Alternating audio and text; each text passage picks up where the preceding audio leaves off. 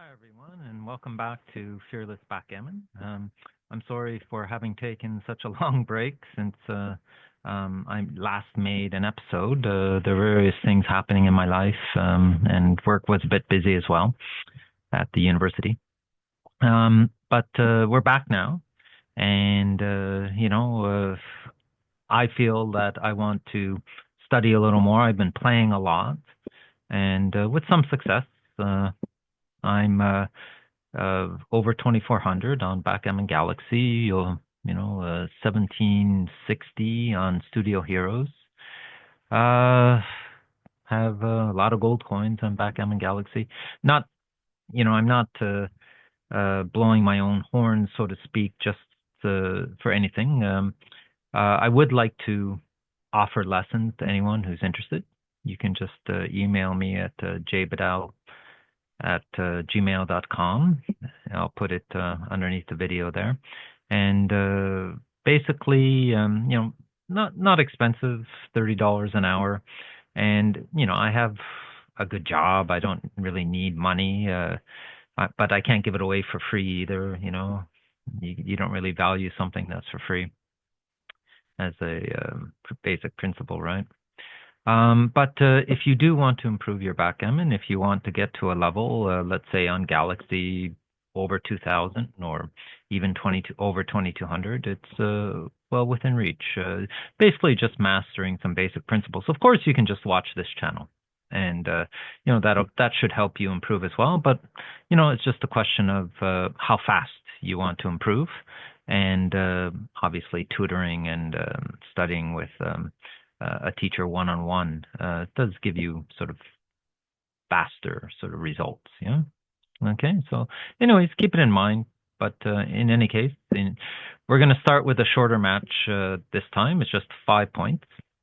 Okay, but quite dramatic match and some interesting things to learn from it as usual. And so let's start with the first game. And hope you enjoy it, and I hope you learn from it and improve your backgammon. Okay, good luck. Okay, so here we go. And black has the first roll. And 5-3, so obviously black is going to make a point, right? Okay. And then 6-3.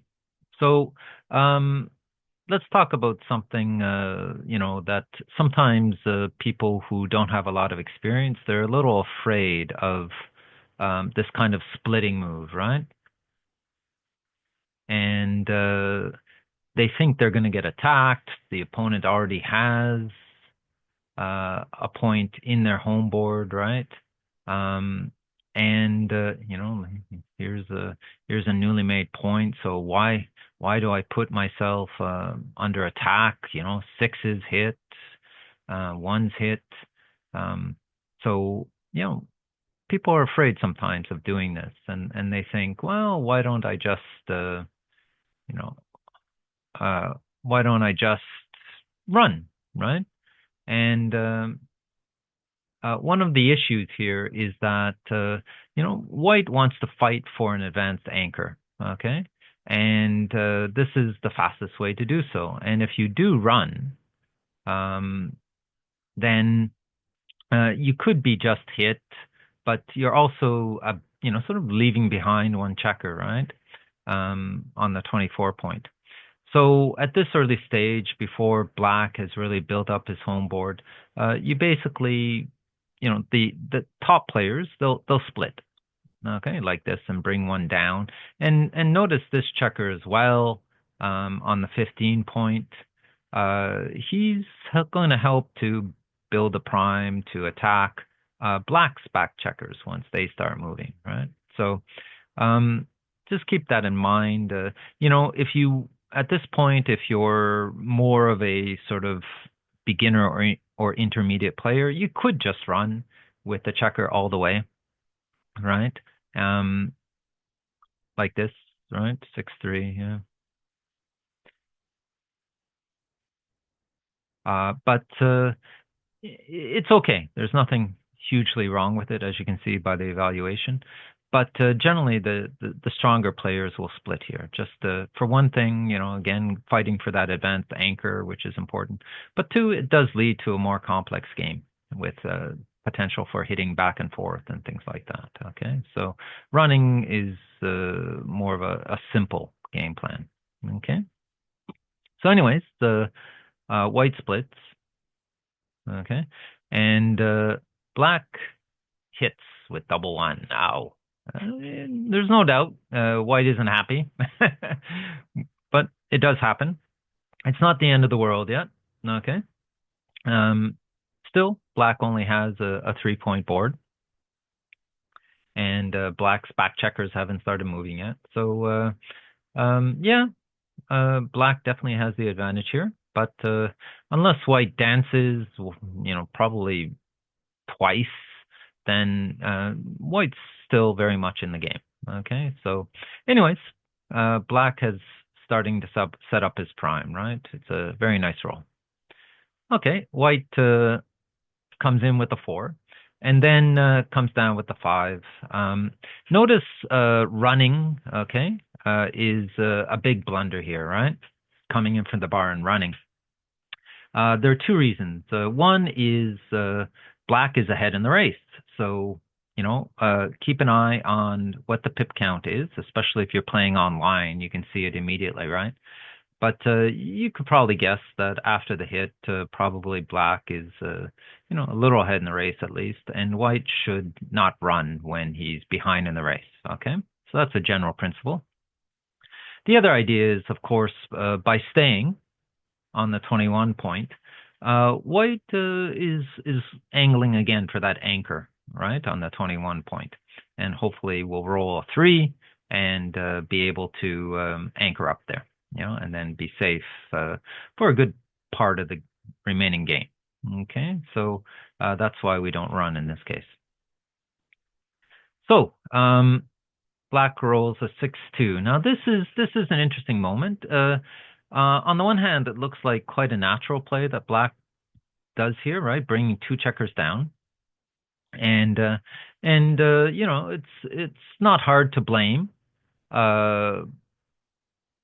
Black in terms of like unstacking this, this big stack, right? That's a good principle in general to keep in mind, right? When you've got a big stack, then unstack. But there's a couple of problems with this move. One problem is that basically the checker on the 11 point, once you put a checker there, it's not doing very much. Okay. Notice that it's 6 away from a made point on the 5 point. It's not aiming at anything, or it's not really useful in terms of building or attacking. It's basically just a target. And so that's not so useful, right? And Black, of course it's not a disaster if Black gets hit, if White manages to hit him with a 7 of some kind. But Black is ahead in the race, so there's no reason to risk something if you're not getting any real benefit from it. Okay, so that's kind of the rationale behind not bringing another checker down to the 11 point. But yeah, unstacking is the right idea, but it's unstacking to the right to the 5 point. Okay, and in this case, you've gotten a builder. You've used the 6-2 for your race, which is great. Okay, and you're ready to potentially attack on your 4 point, and yeah, that's kind of a nice way to do it. Now, in terms of alternatives, this is interesting. Okay, sorry, not this is interesting, right? The splitting the back checker, yeah, because it's not the best move at this point, just because it's nice to have that extra builder on the 5, but that is one of the themes at this point, is you got to get those back checkers moving. Okay, but notice that even this is not necessarily a big mistake. It is a mistake, but at least Black's getting his back checkers moving, and the combination of the two is interesting as well because it could distract white in different ways. But in any case, look out for that 6-2 move. It can often kind of be played to the 5 point like this, instead of sort of risking other checkers. Not really risking them, but you don't necessarily want to get hit for no benefit. Okay. So black plays 2 down, and ta-da! White's able to anchor, and white is quite happy now. And you can see that yes, black still has an advantage, but it's not much, right? It's getting white is getting closer to equalizing, especially with this anchor in front of black's 2 point, right? Sorry, 3 point here. Yeah, it's nice to have the anchor in front, advance beyond that point, which makes that point less valuable. But in any case, the anchor here is crucial. So that's fantastic. Okie doke. And so now black rolls 6-4. And yeah, now's the time to run, okay? Of course, I suppose you could try coming in, right, or splitting in different ways. Not bad, but it's better just to run at this point and get those checkers moving. It's true you have 2 blots, by running all the way, but again, white's home board isn't very strong. And note that white would be a bit hesitant to hit off the anchor. There are lots of return shots, and black has the better board. So, yeah, this makes a lot of sense. It kind of might distract white in terms of making home board points or hitting. If he rolls a 2 or 4-2 or something like that. Okay, 6-4 again hits right from the anchor, but also makes the 4 point in white's board. So yeah, in general, it's a good play here. Black is ahead in the race, so there's a certain amount of running that needs to be done, right? Okay, white rolls 6-3 and doesn't hit anything, but making the bar point, making a point, and trying to block that lone black checker is worthwhile at this point. So now this is a very interesting moment. This is a clear error, okay? And so notice the last move. White is happy to make the bar point, but in doing that, now the bar point is stripped, right? Just 2 checkers here, right?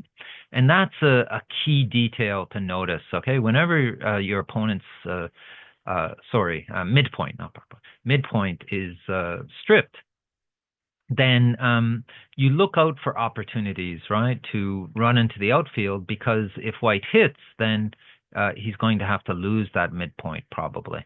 And that will give black some, greater outfield control, some return shots potentially. So the correct move here is just running with the back checkers and giving a double shot. Okay, there are 3 blots in the wind here for black. But again, black is leading in the race. And for white to hit the checkers in his outfield, at least, he'll have to break the midpoint, which, with that could end up leaving white's back checkers here, right, on the anchor. They could end up being isolated and cut off because of that lack of midpoint.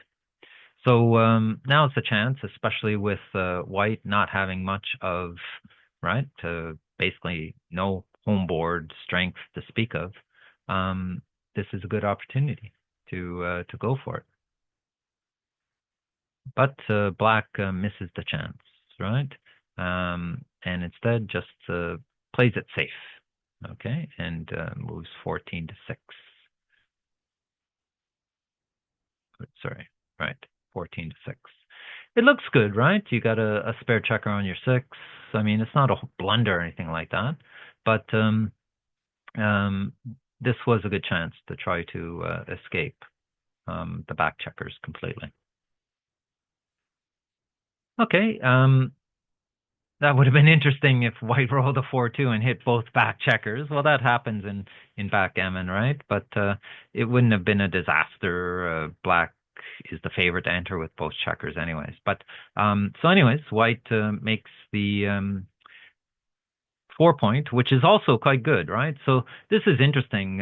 White was afraid of being hit. Sorry, black was afraid of being hit in running out.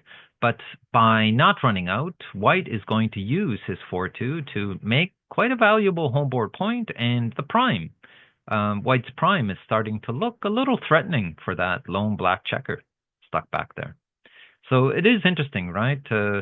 That this idea, well, what if I get hit? Well, there's always the counter kind of argument. Well, if you get hit, then your opponent couldn't use that roll for something quite useful. Yeah, and in this case, white is happy to make the 4-point, and you can see the evaluation. All of a sudden, white is just edging into the favorite zone here. Okay, right, 4-3, and yes, so black really needs to try to get freedom, right? And while black has the better home board, this is the time for black to step up and try to escape.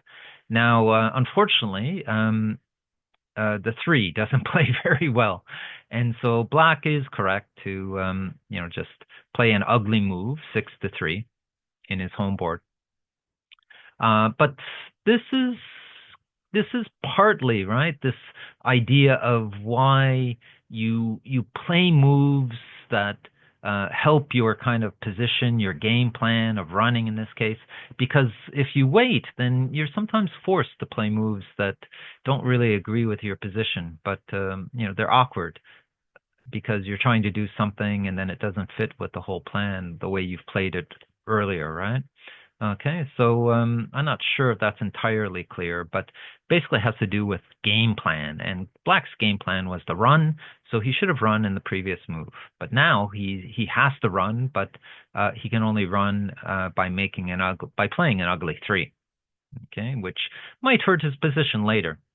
Okay, with a lack of flexibility with that 3 checkers on the 3-point behind the white anchor. Okay, so 4-3 is the right move in any case, and there we go. White hits. Remember, we talked about that checker on the on Black's 11-point, here White's 14-point, being nothing more than really a target, not very useful. Unstacking, but you don't really want to target. And now White is, now that White has an extra homeboard point, he feels a little more comfortable hitting. And again, those that extra checker on the on Black's 3-point, right, is White is quite happy now to hit because that is no longer on Black's 6-point, where hitting and then there are more return shots in case Black comes in. Yeah.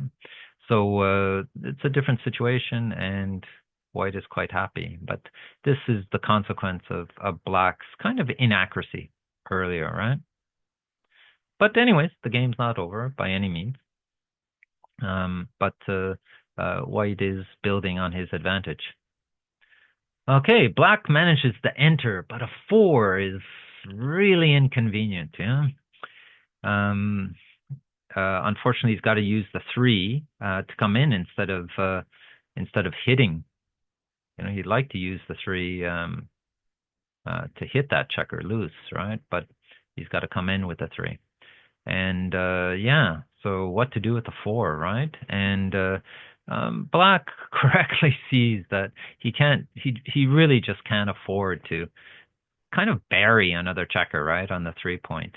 That doesn't bode well for the future of this game in terms of his position, even though it's kind of the safest play. So he's correct. He's just got to keep on moving, okay? And notice that he can't afford to really get stuck. If he leaves 2 checkers here in White's home board, he's going to get attacked. So he might as well try, if he's going to get attacked, he'd prefer to be attacked in the outfield, right? As opposed to in White's home board where White can make points on top of his head and things like that. So, yeah, it's correct to run out here, even though it looks a bit scary. Okay.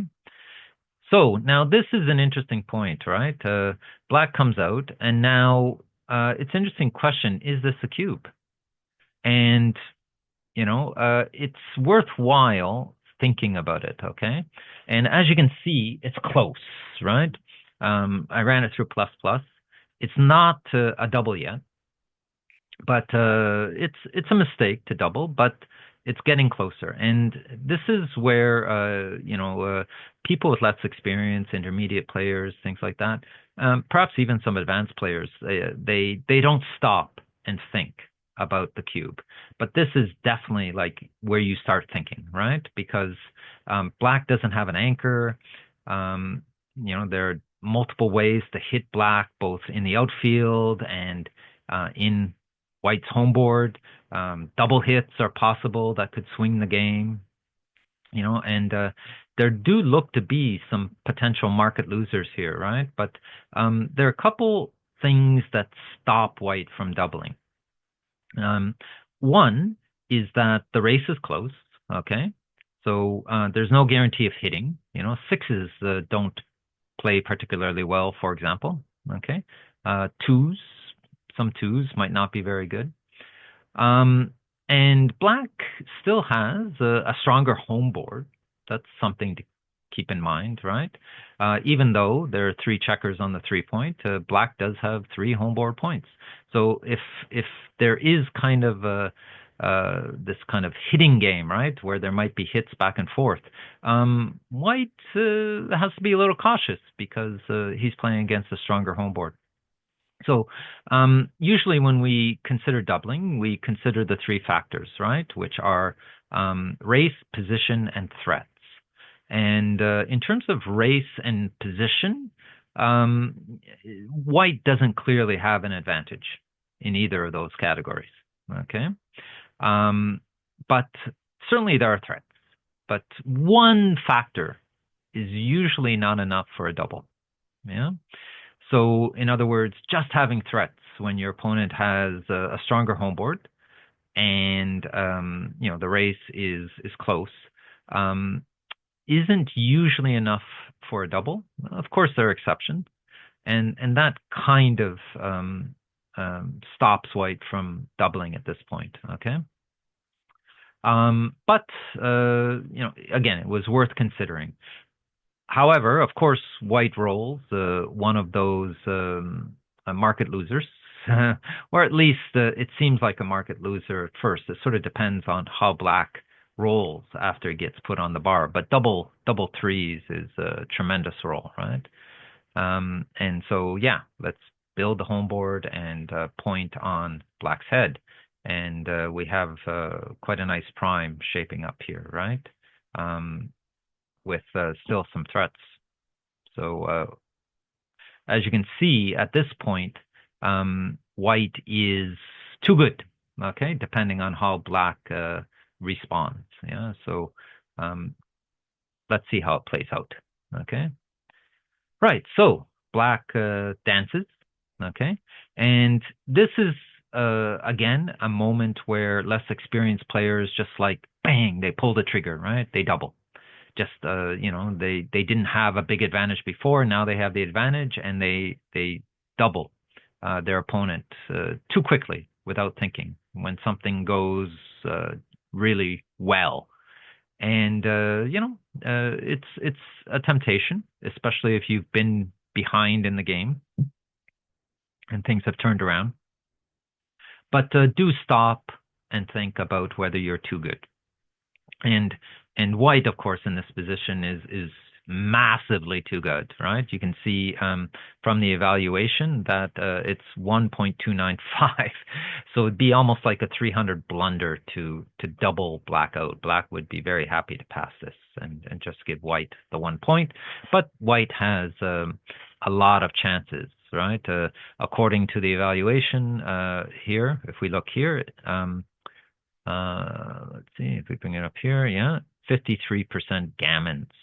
Okay, that's a lot of gammons, especially since there's only one checker on the bar, but obviously two are coming up, and black has a lot of checkers still in the outfield. So, yeah, a gammon is looking good. So let's play on, right? Okay, so white hits. Okay. Um, and makes the full prime. Okay. Black dances again. So black is, yeah, it's looking quite dire for black at this point. And so now white just has to bring it home. Okay. And a slight inaccuracy here. White comes out with one checker and brings a builder in. Bringing a builder in is correct, but the computer really wanted to bring two builders down without, you know, without having to compromise the six prime, right? The six checkers and 6 points in a row. And at this point, task one, like the main objective, White's main objective is not just to bring the game home, but to keep black from anchoring. Okay, because as soon as black can anchor, then he's got some chances almost right to the end of the game, right? And we've all been in those games, right, where we have a dominating position, we're bringing in all our checkers, and your opponent from an anchor just gets a last minute hit and hits something and could very well turn the game around, let alone save the gammon, right? So keep that in mind that top players and the engine, they really want to bring in builders in this kind of situation to keep black in this case from anchoring, from being able to bring in one checker and then we don't have enough builders to hit, and then it manages to anchor, and then it's got chances. It's got chances, even though they're not high. Okay. Whereas if you bring in the builders and just hit, then it's very unlikely that black will be able to anchor. Okay. So a slight inaccuracy. White does bring in one builder, but two would be better. Okay. But happily for white, black dances again. Okay. And white makes the 2 point. And extends his prime, so to speak. Black dances again. Now, this is an interesting moment, right? Because white is very happy to have a 6 prime.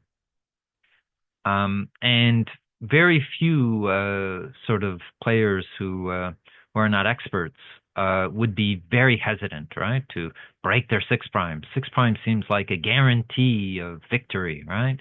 But notice that white correctly gives up his 6 prime in order to maximize his builders for the 1 point. He does not want black to anchor on that 1 point. Okay, and this is even at the risk of an anti-joker, because in this position, if black rolls a double 1, then he'll be able to get in with 2 checkers and hit, right, in the outfield, 1 checker at least. But that's, of course, just one roll of 36. It's not highly likely at all, and it's worth that risk to just make sure that black doesn't anchor and that white can try to make the 1 point as quickly as possible. Mm-hmm. And again, even with the anti-joker, things aren't necessarily hopeless or desperate or lost. Black's home board, after white gets hit, black's home board is not very threatening, and black is still behind a good 5 prime there, right? So anyways, it's worth the 1 in 36 risk to have those builders there. So keep that in mind. A 6 prime is great, but keep your opponent from anchoring, because once he gets that anchor, they have hope, they have life. But there's not much life if there's no anchor. Okay, so black still dances, and white comes down with 2. Okay, not a big difference. How? Black dances again. And now white makes, thanks to his extra builders, white makes the 1 point. So everything's going well. As you can see from the evaluation here, okay, white has over a 90% chance of gammons here. So especially with such a high percentage of gammons, you don't often see such a high percentage like this, but this means that white should not take any undue risks as he bears off his checkers, right? Even if black comes in with two checkers, it's kind of unlikely that he'll be able to save the gammon if white has taken off a few checkers. So it's good to just realize the situation, kind of, as you get experience, try to realize, okay, how likely is a gammon, even if black is able to get two checkers in? Let's say if white clears the 6 point and black rolls a 6 and then another 6 quickly. Could he save the gammon? It's pretty unlikely, even then. Okay, so white will play quite safe. No need to take any risks here as he bears off his checkers. Okay, black dances again, obviously on a close board. 1-1. Not a lot to say here. It's just about any move is okay, but just make sure that you don't leave double sixes as an anti-joker here, right? So you notice a good rule of thumb is to put your first checker that you bring into your home board either on the 5 point or the 4 point. Okay, and the 5 point is quite common. That way, if white has two checkers outside, and then double sixes will just bring those checkers in and clear the 6 point. Right? So even the 4 point might be even better here. And in fact, the engine likes putting on the 3 point even more because you're not trying to bear off as many checkers as possible before you let black in. You're just going to try to clear points quickly from the back, and then you should get the gammon in any case. Okay, and then white comes in, okay, with two checkers, and yeah, this is not a bad structure. It's okay. It certainly maximizes taking checkers off, but we're going to want to clear the 6 and 5 points as fast as possible. Okay. Right, 3-2, and again, notice the theme here. White doesn't need to rip off checkers. Okay, white is going to win a gammon in a vast majority of time. So let's just start clearing those back points safely, and we can take off checkers later and still win the gammon. Okay, and try to be safe. Okay, 5-2, again, same idea. Let's just clear from the rear. Okay, let him come in with a 6 if he likes. Hopefully not a double 6, but again, that's unlikely. 2-1. Well, yeah, white can just take off checkers. Not a big difference. The engine does prefer to unstack the 4, just in case there's, you roll like 6-5 and you have five checkers on the 4 point, and then you roll a double or something like that. So it could be a little, it is perhaps a little safer. I think there's not a big difference here, but perhaps it would make more sense to just play to the 2 point, right? Just in case. Okay, black comes in with one checker. Okay, and white takes off 2 checkers. It does leave him vulnerable to some plays, but there's no way to avoid any anti-jokers at this point. Okay, partly because of white's previous move, which was perhaps not hugely unsafe, but could have been safer. So this move would still result in double 4s or double 5s or double 6s, not in leaving a shot, right? And so there's no entirely safe play. So white takes off one checker. And black comes in. So the gammons are now at around 95%. Okay.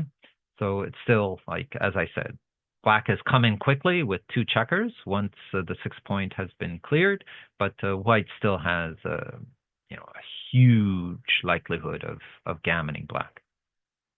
And now white can just rip off checkers, right? And black will try his best just to try to get in as many checkers as possible.